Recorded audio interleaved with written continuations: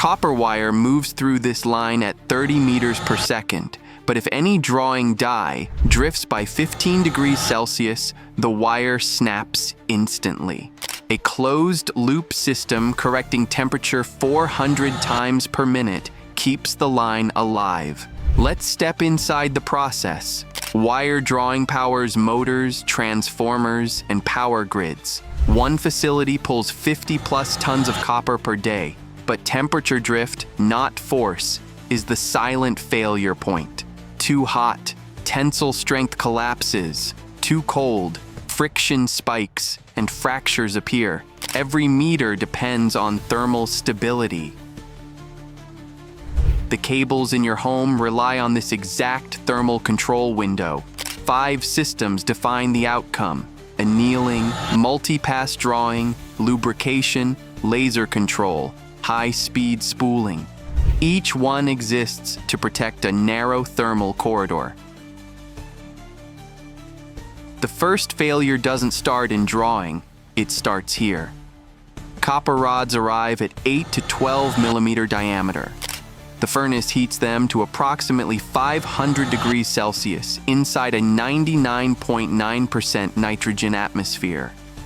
3 temperature zones hold a plus or minus 10 degrees Celsius window.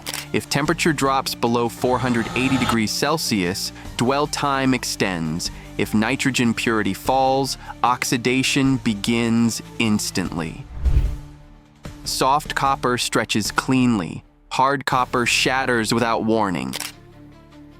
Annealing isn't about heating. It gives copper the right crystal structure.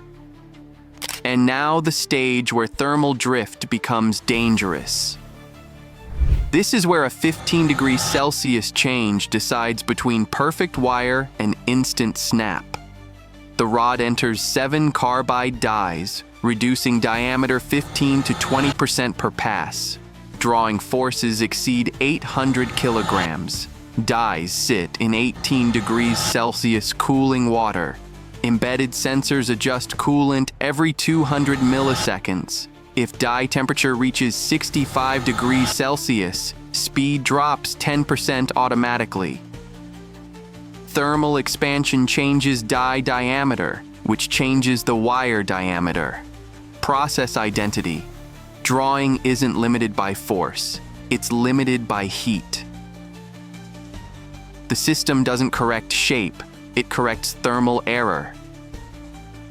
But even stable thermal drift can't save a wire without proper lubrication. Without lubrication, the wire welds to the die in under 3 seconds. A soap emulsion reduces friction by 60%. 2.5 liters per minute through gear pumps. Viscosity sensors measure concentration in real time. If soap thins, the system doses automatically. No lubrication, temperature spikes beyond 200 degrees Celsius, metal bonds to carbide. Lubrication isn't for smoothness, it prevents seizure.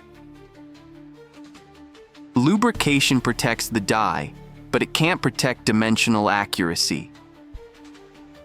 And that accuracy depends entirely on the next system. This is the difference between a perfect spool and scrap. Target diameter, 0.2 millimeters. Tolerance, plus or minus 0.005 millimeters. Laser micrometers scan the wire 2,000 times per second. Hydraulic actuators correct expansion instantly. Any section outside tolerance is diverted before spooling. Micron drift over kilometers destroys entire reels. Process identity.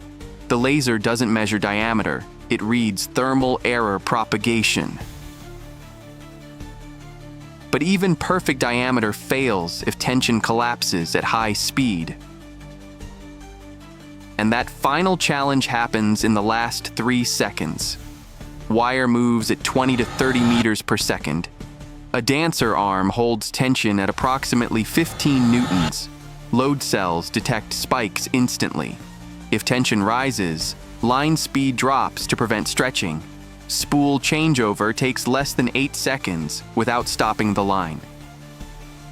Spooling isn't finishing. It's the final thermal check. From 8mm rod to 0.2mm wire at 30 meters per second. Thermal drift corrected 400 times per minute. Tolerance held at plus or minus 0.005 millimeters. 0 fractures, 0 defects. A process built entirely around invisible thermal control. Which hidden system should we break down next? Fiber optic drawing, aluminum extrusion, or high voltage conductor manufacturing? Drop your vote in the comments.